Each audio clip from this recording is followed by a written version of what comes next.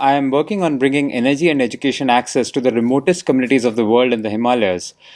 Imagine people who are living in the mountains and you have to trek 5 to 10 days, cross mountain passes at 5,000 meters and cross glacial river streams. So that's the kind of communities that we are working with, which and some of these have never seen what a light bulb is.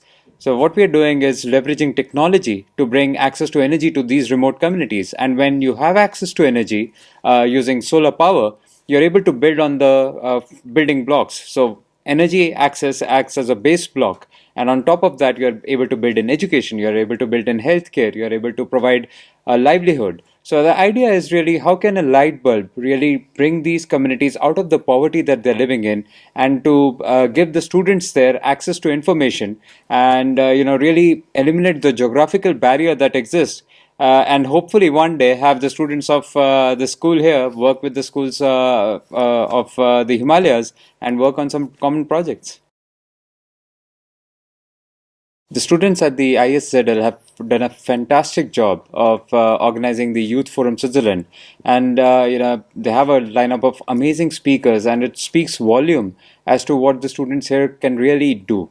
If I look at my time in the school, I would have never dreamt of organizing such an event. And the idea is that you can have these speakers really empower the kids here, and not just of this school but of the neighboring schools. And it's amazing that the students have been able to do this.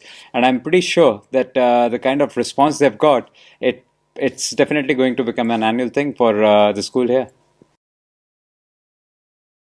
When I first heard about the Youth Forum Switzerland and the theme, embracing diversity, empowering lives, I fell in love with it. Empowering lives is something that's very, very close to my heart, because that's what we are doing, literally empowering lives of these remote villagers in the Himalayas, where we are bringing access to energy and education to these communities.